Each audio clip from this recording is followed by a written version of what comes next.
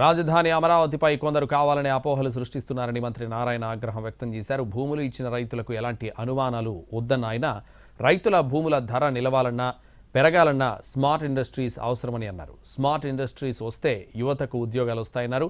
Airport కోసం భూ సమీకరణ చేయాలా లేదంటే భూసేకరణ చేయాలా అన్న దానిపై నిర్ణయం తీసుకోలేదన్నారు నారాయణ.